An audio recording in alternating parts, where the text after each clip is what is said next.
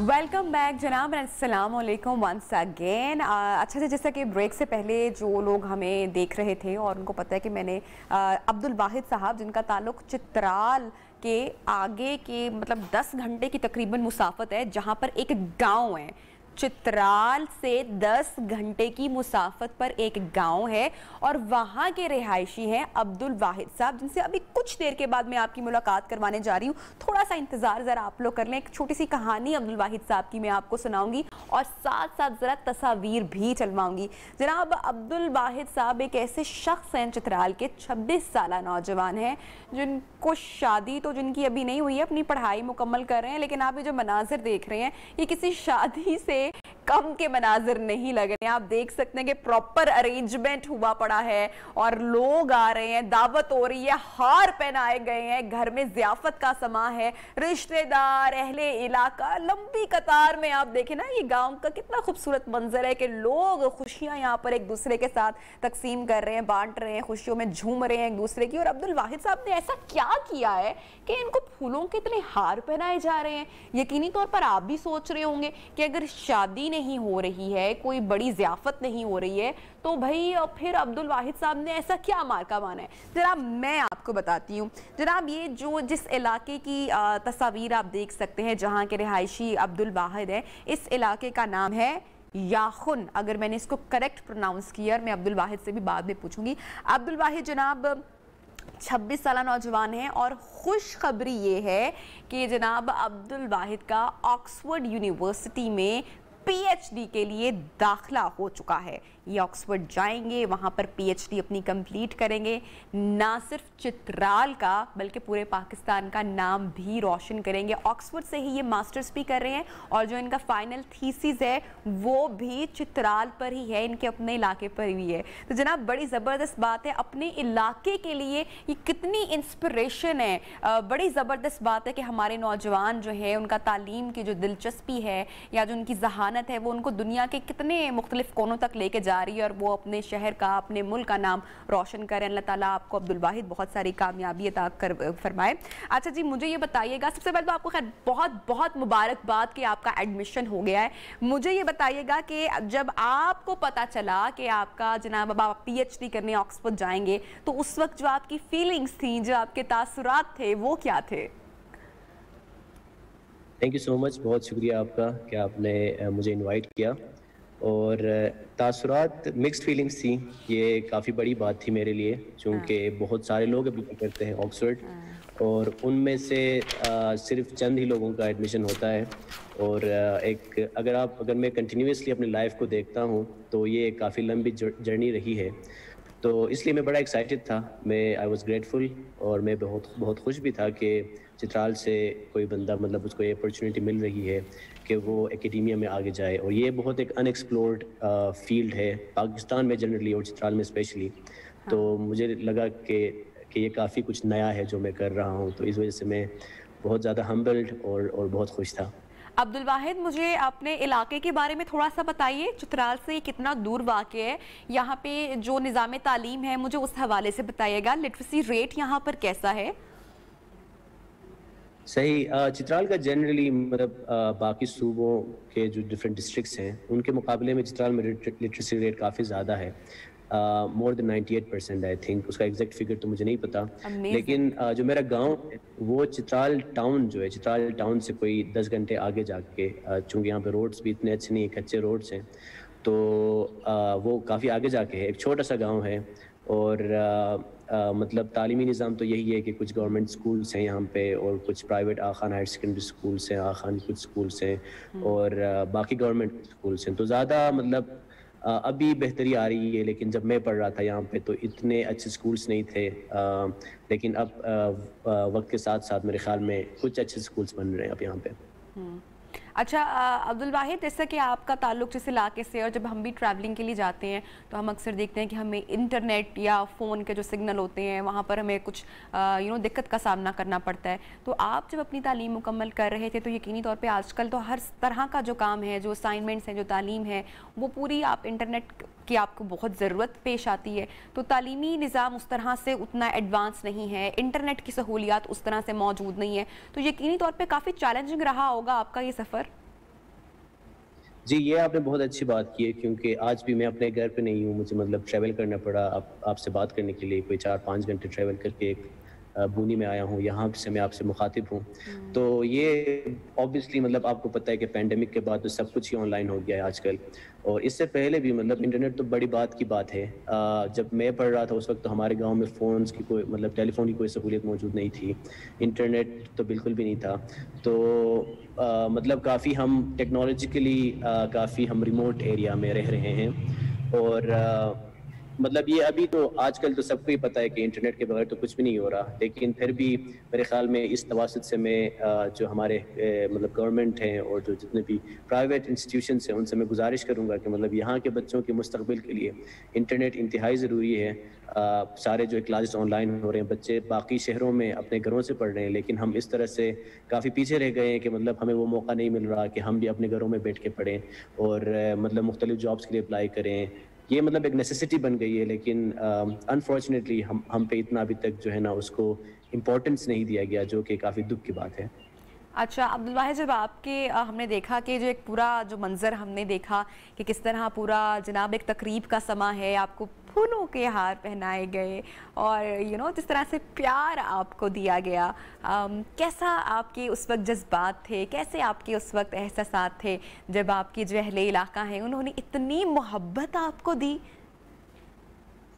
ہاں، یہ کافی سرپرائزنگ بات تھی میرے لیے پہلے تو، کیونکہ مطلب اس طرح کا کسی ایجوکیشن میں مطلب اس طرح کی سیلیبریشن نہیں ہوئی تھی.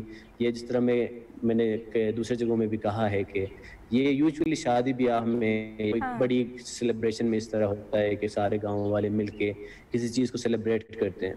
لیکن یہ پہلی دفعہ ہے کہ مطلب ایجوکیشن کو اس طرح سے سیلیبریٹ کیا جا رہا ہے. تو مجھے بڑی خوشی ہے کہ مطلب ہمارے علاقے کے لوگوں میں پہلے سے بڑا شعور تھا، جیسے میں نے پہلے بھی کہا، لیکن اب جو ہے نا اس کو سیلیبریٹ کر رہے ہیں سب مل کے.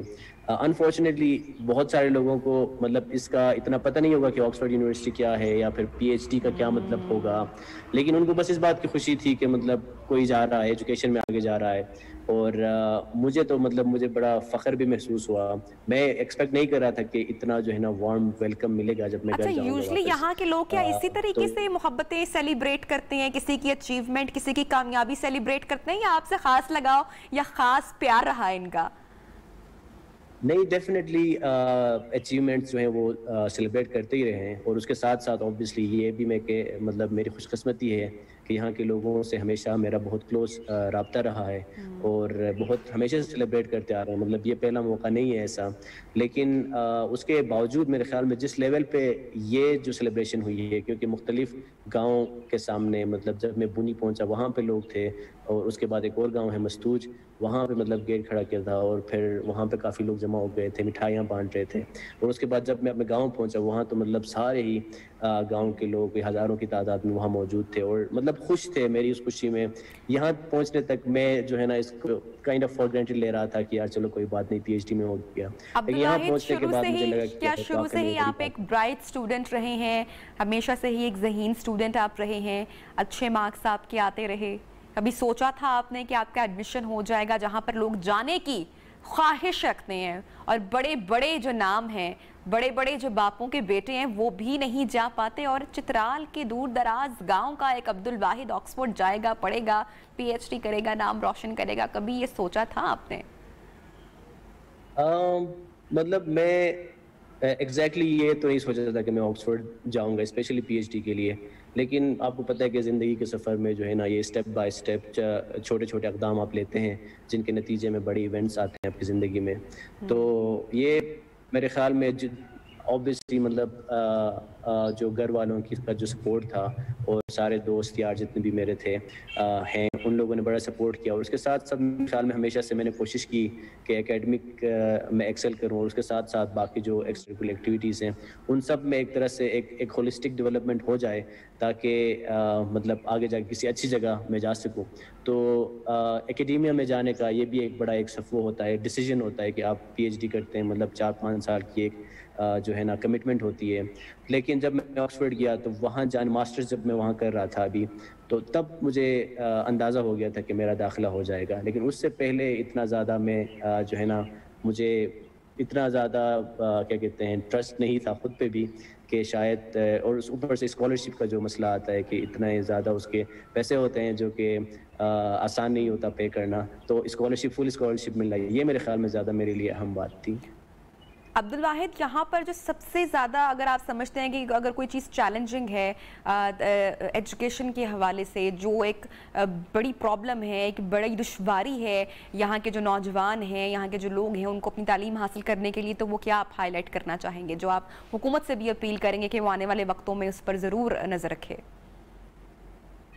सही, मतलब मेरे ख्याल में ये मुख्तलिफ जगहों के हिसाब से आप देख सकते हैं। जिस तरह मैंने चित्राल का कहा, मैं सबसे ये गुजारिश करूँगा यहाँ के इंटरनेट के लिए ज़रूर काम करें, क्योंकि वो अब लिटरली बेसिक नेसेसिटी बन गई है, तो उसके लिए तो काम करना ही करना है।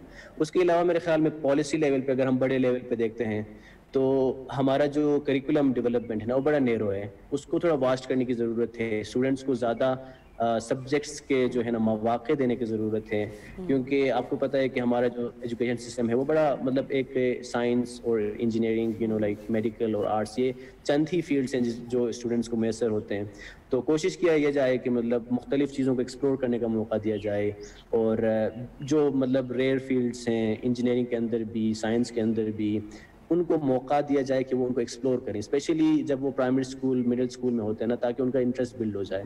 ये मैंने खुद में भी देखा कि मतलब इस एक काइंड ऑफ नैरो सिस्टम से जाके फिर मैं जब यूएस गया था या फिर मैं जब यूके गया, वहाँ के स्टूडेंट्स का जो मुतालिया था वो काफ़ी वसी था मुझसे, क्योंकि हम हमेशा करिकुलम को पढ़ते रहे और करिकुलम बहुत नैरो था। तो गुजारिश ये होगी कि मतलब ज़्यादा ऑप्शंस रखे जाए और उसको एक तरह से डाइवर्सिफाई किया जाए, ताकि एक वास्ट जो है ना इंफॉर्मेशन सिस्टम डेवलप किया जाए। अच्छा अब्दुल वाहिद, क्या लाइफ में आगे क्या करने के बारे में क्या सोचा है, क्या करोगे, पाकिस्तान के लिए क्या ख्वाब देखते हो, अपने लिए क्या ख्वाब देखते हो, ये जब वेंचर कंप्लीट होगा इसके बाद क्या प्लान्स हैं? ये काफ़ी मुश्किल सवाल है, क्योंकि अभी 3-4 साल तो ऑब्वियसली पीएचडी में लगेंगे, और 4 साल में इंसान के ख्यालात बड़े बदलते रहते हैं। लेकिन अभी आपको पता है कि जब आप एकेडेमिया में जाते हैं उसका मतलब ये है कि आप रिसर्च प्रोड्यूस करेंगे। तो मेरा जो ओवरऑल जो क्या कहते हैं एम है वो ये है कि हमारे जो ईस्ट और पाकिस्तान, इंडिया और यहाँ के जो ममालिक हैं, बांग्लादेश वगैरह, तो वहाँ से जो डिस्कोर्स निकलता है वो इंटरनेशनल एकेडमिक्स में जाना जाए, पहचाना जाए। क्योंकि आप दुनिया में देखें, अगर रिसर्चेस देखें, अगर एकेडेमिया को आप जनरली देखें, तो एक वेस्ट का जो बड़ा गलबा है कि सारे जो थ्योरीज हैं वो उसकी पढ़ाई जा रही हैं, और स्कॉलर्स भी वहाँ के ही जो है ना आगे आ रहे हैं। तो कोशिश ये है कि ईस्ट से भी ना स्कॉलर्स निकलें। तो ना सिर्फ मैं खुद पे काम करना चाह रहा हूँ, और लोकल जो थ्योरीज हैं, इंडिजिनस जो थ्योरीज हैं, वो मैं आगे लाना चाह रहा हूँ। अच्छा Abdul Wahid, on a very lighter note, मुझे ये बताएं कि चित्राल की और आपके जो गाँव के अब सारे बेहतरीन रिश्ते हैं वो तो अब आपके लिए आना शुरू हो जाएंगे, तो अम्मा ने कुछ इस तरह की ख्वाहिश का भी इज़हार किया? देखिए, आई मीन हाँ, मतलब ऑब्वियसली हर पेरेंट्स की, मेरे ख्याल में देसी पेरेंट्स की स्पेशली एक ख्वाहिश होती है कि उनके बच्चे की जल्दी शादी हो जाए।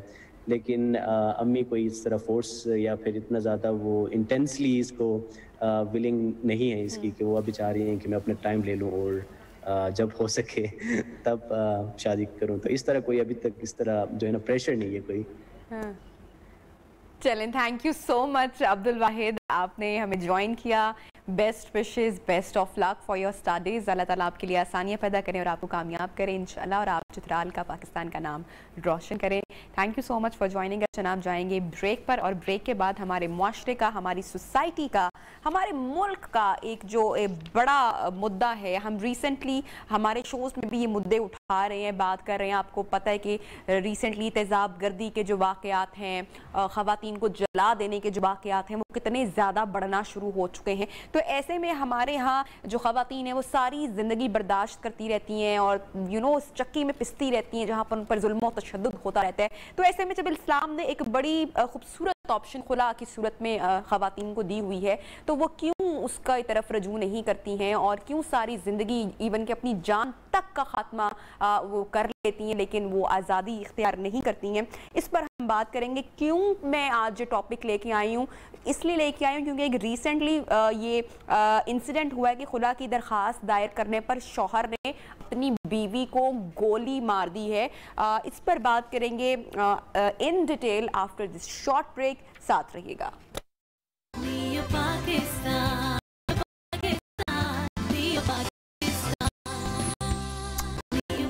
Welcome back. پروگرام میں آپ کو خوش آمدید کہتے ہیں. اور جیسے کہ ہمارے معاشرے کا ایک گھنونا چہرہ جس پر سے پردہ اٹھانے کی ہم کوشش کرتے ہیں ڈیلی, ہم اپنی سوسائٹی کے ہمارے معاشرے کے کچھ اس طرح کے ایشوز اجاگر کرنے کی کوشش کرتے ہیں جو ڈائریکٹلی آپ کے ساتھ ریلیٹ کرتے ہیں.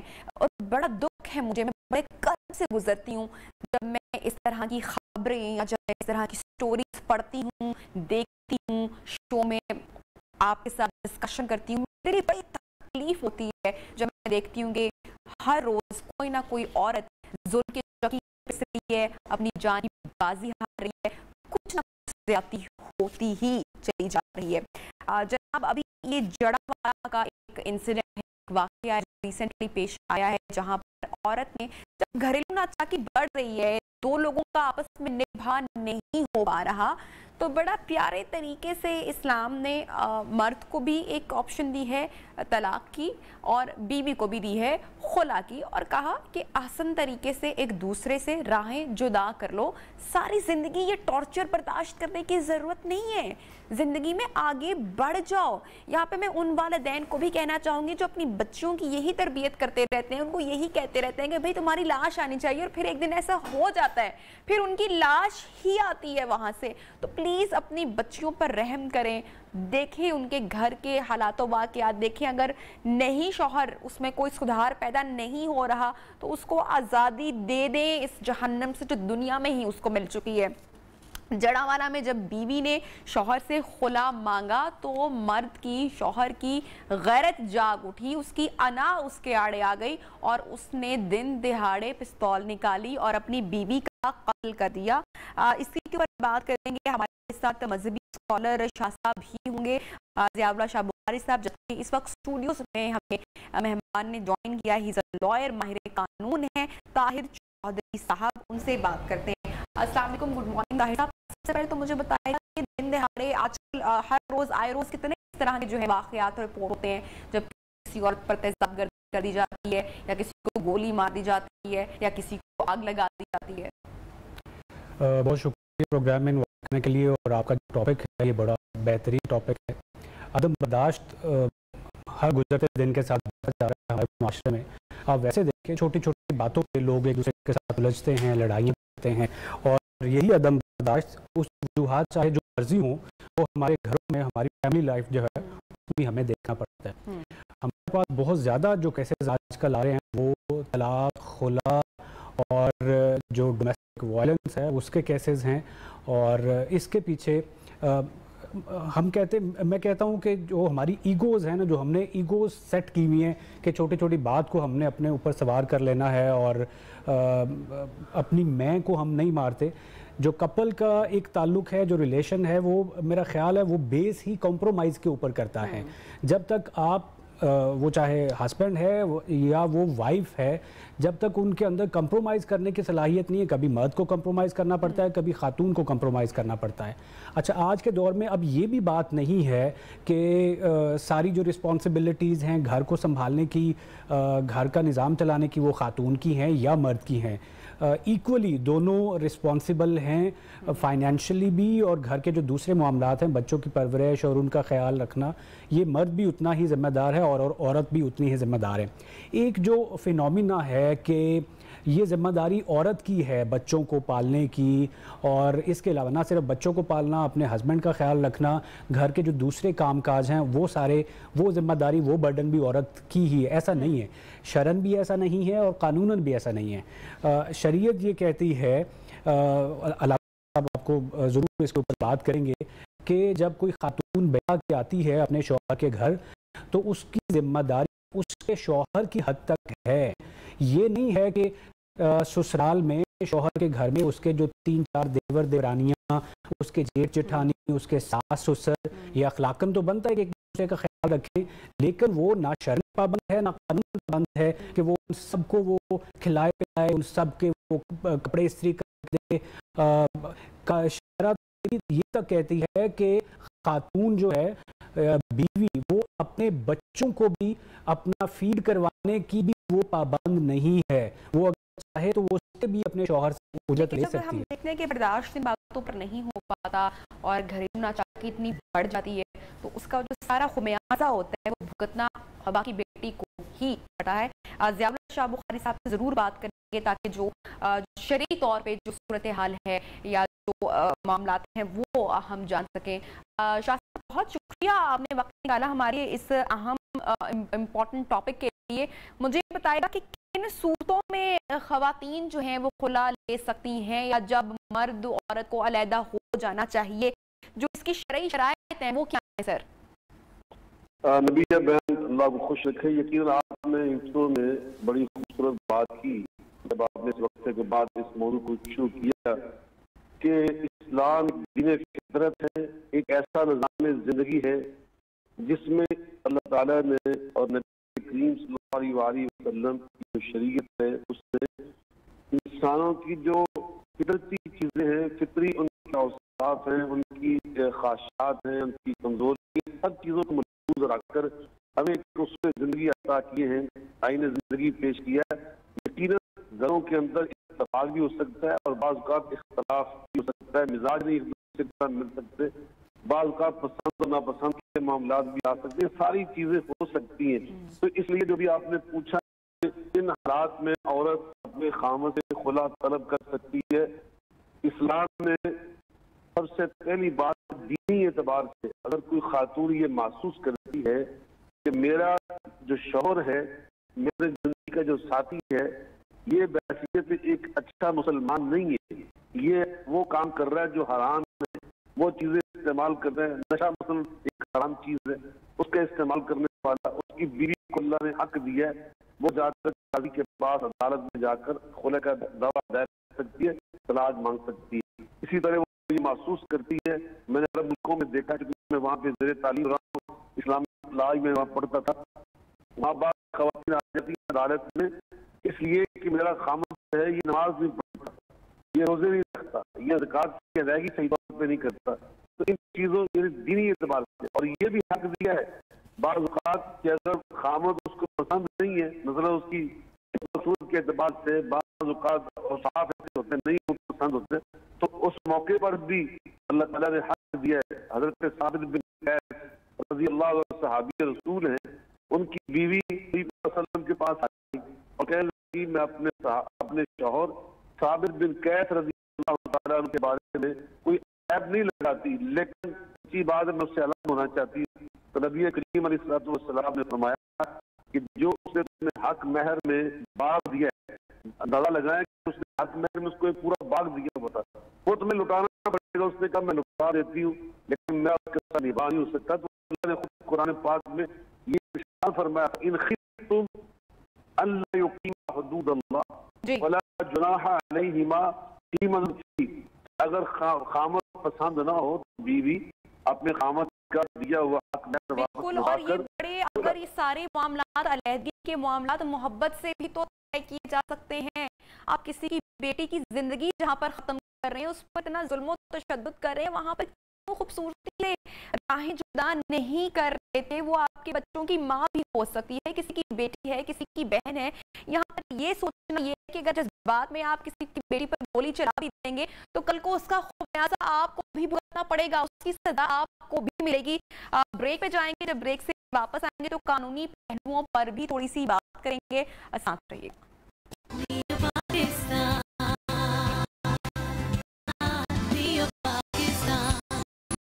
वेलकम प्रोग्राम में आपको खुशामदीद कहते हैं। ताहिर साहब, मुझे बताएगा कि अगर मर्द जो है वो बेगम पर, बीवी पर अगर तशद्दुद करे और ज़्यादती करने की कोशिश करे उसके साथ, तो ऐसे में अगर खातून रिपोर्ट करती है तो कौन कौन सी सज़ा हो सकती है शौहर को, मर्द को? डोमेस्टिक वायलेंस, तशद्दुद कोई किसी भी तरह का हो, किसी भी नौइयत का हो, उसके ऊपर आपका पीनल जो कोड है, पीनल सेक्शंस हैं, वो उसके ऊपर एप्लीकेबल हैं।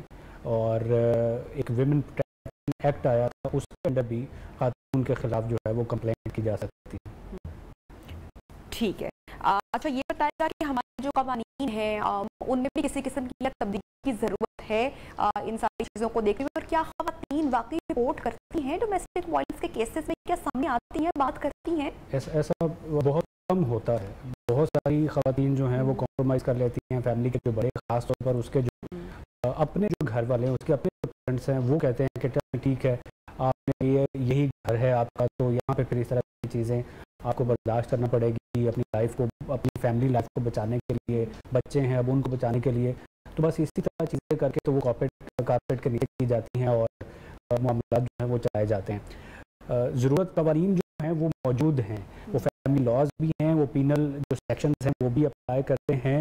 ज़रूरत इस चीज़ की है कि अवेयरनेस हो, ख़वातीन को आगाही हो अपने हुकूक से मुताल्लिक, कि अगर मेरा जो है वो मुझे खर्चा नहीं देता, मेरे बच्चों को मैनेज नहीं करता, उनका खर्चा नहीं देता, हकमैर में कुछ चीज़ लिखी हुई वो मुझे नहीं दी जा रही, वो मुअज्जल है, गैर मुअज्जल है, या इसी तरह और कंडीशन जो निकाह नामे में लिखी हुई है वो अगर फुलफिल नहीं हो रही, तो आप अपने जो प्रॉपर फॉर्म्स हैं उनके ऊपर जाएं और अपना राइट क्लेम करें। ऐसा नहीं हो सकता कि शादी के बाद आप मुकम्मल तौर पर शौहर के रहम करम पर हों, वो आपके साथ जिस तरह का मर्जी सलूक करे, आप जो है वो उसको बर्दाश्त। बड़े दुख की बात है कि हमारा माशरा या हमारे मुल्क, हमारी सोसाइटी में जो डोमेस्टिक वायलेंस है, ये एक ऐसा मामला है जिसको लोग अपना प्राइवेट मैटर समझते हैं, खुलकर बात भी नहीं करते, उसके ऊपर रिपोर्ट करना तो बड़ी दूर की बात है। और इसी की वजह से आप देखेंगे जो ये नंबर है उसमें कितना जो ग्राफ है तेजी से इजाफा हो रहा है, कितनी ख़वातीन ने अपनी जान भी जो है वो इसमें हार दी।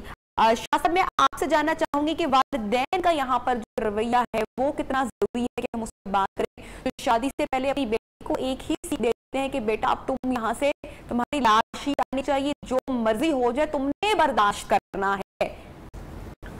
नबिया बहन, यकीनन वालिदैन का ये फर्ज होता है कि अपनी बेटी को तालीम और तरबियत के जेवर से रास्ता करके उसके घर तक पहुँचाए, और जब बेटी तालीम और तरबियत के जेवर से रास्ता अपना घर बनाती है, मैं ये समझता हूँ उसके अंदर अल्लाह ताला सब्र हौसला भी पैदा कर देता है और मामले को सुलझाने का तरीका भी अदा कर देता है। अपने बच्चों की तालीम और तरबियत की अहमियत और जरूरत भी उसको एहसास हो जाता है।